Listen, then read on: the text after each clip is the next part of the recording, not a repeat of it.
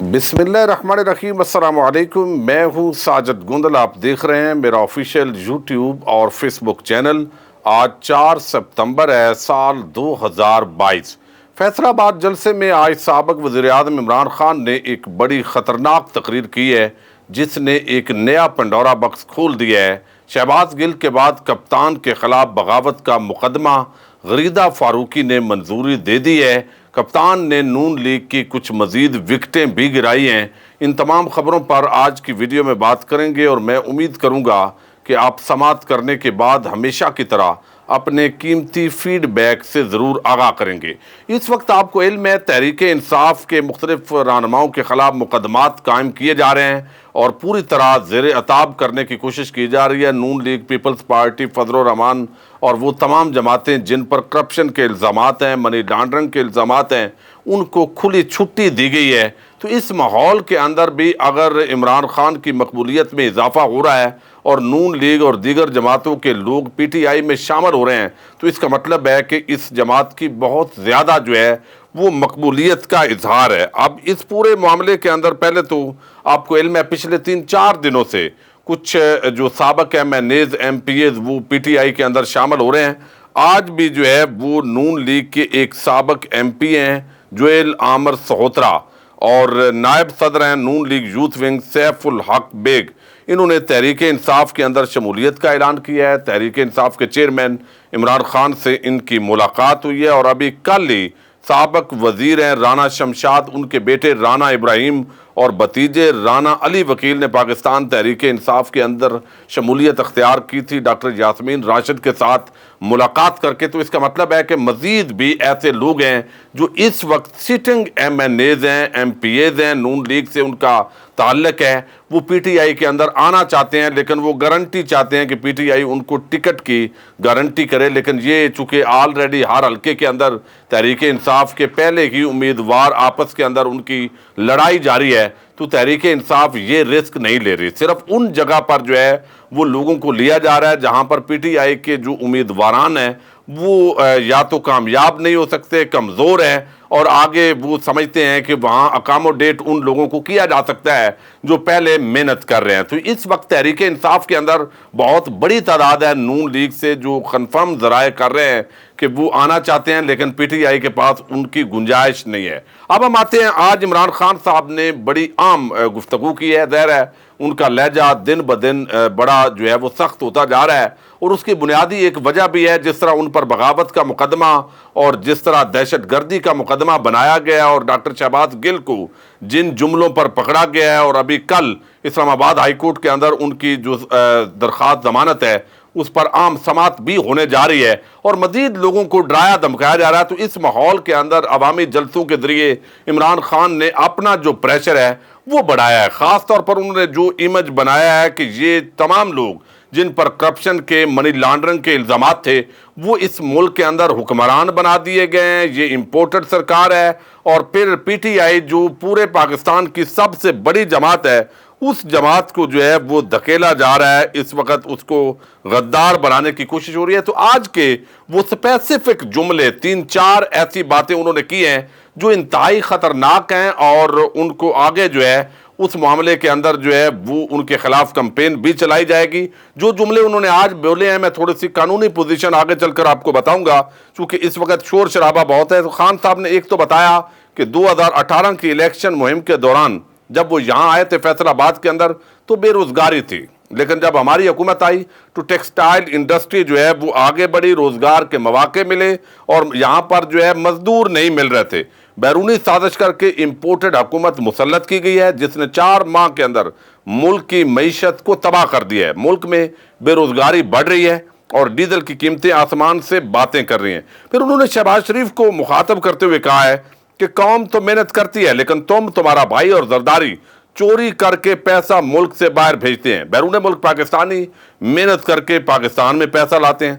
ہماری حکومت آئی 10 ڈیمز بنا رہے تھے، اسی طرح ہم بلین ٹری سونامی ہمارا منصوبہ تھا، پھر سیلاب متاثرین کے حوالے سے مزید انہوں نے کہا ٹیلی تھون کریں گے، پھر معاشی جو صورتحال ہے، ٹیکس کلیکشن، عوام کو سبسڈی دینا، یہ ساری جو چیزیں ہیں کامیابیاں انہوں نے گنوائی ہیں۔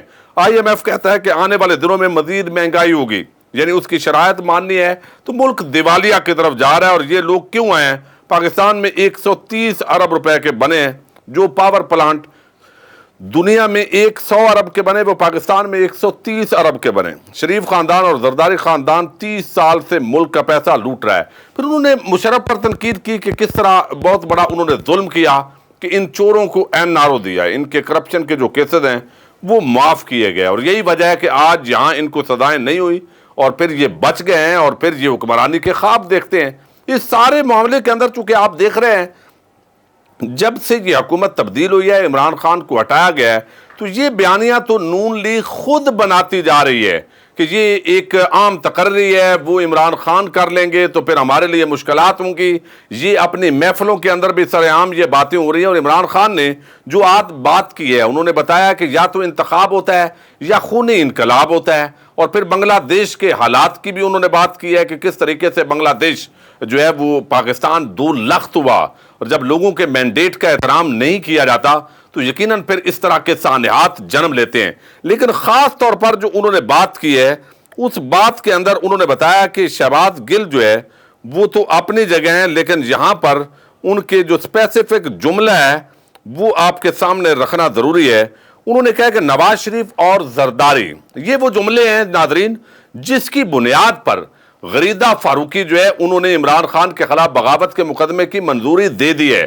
میں نے تھمبنیل پر بھی لکھا ہے کہ یہ وہ خاتون ہے جو آج کل جو ہے وہ خود ساختہ ترجمان بنی ہوئی ہے۔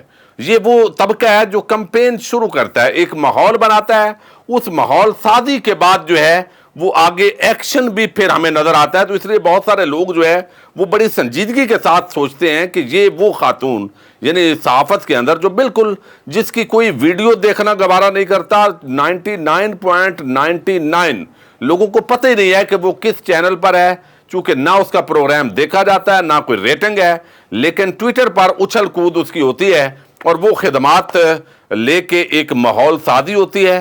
ایک بندہ بات کرتا ہے، پھر دوسرا، پھر تیسرا، تو ایک اوورال جو طبقہ ملامتی ہے وہ منظوری دے رہا ہے۔ جی دیکھیے ڈاکٹر شہباز گل سے بھی سخت بات کر دی ہے عمران خان نے۔ یقیناً آرمی چیف کی تقرری یہ بدقسمتی ہے کہ پاکستان کے اندر، حالانکہ دنیا کے اندر یہ نارمل پوسٹنگ ہوتی ہے، لیکن چونکہ پاکستان کے اندر جو ہے وہ اسٹیبلشمنٹ کا ہمیشہ سے سیاست کے اندر ایک عام رول رہا ہے، اب بھی عام رول ہے، اور اسی تناظر کے اندر جو آرمی چیف کی تقرری ہوتی ہے اس پر بڑی نظریں ہوتی ہیں، پارٹیز کی کوشش ہوتی ہے کہ ہمارا اپنا جو ہے وہ قریبی بندہ ہے، وہ ظاہر میرٹ پر آنا ہوتا ہے، لیکن ایک پسند ناپسند تو ہوتی ہے۔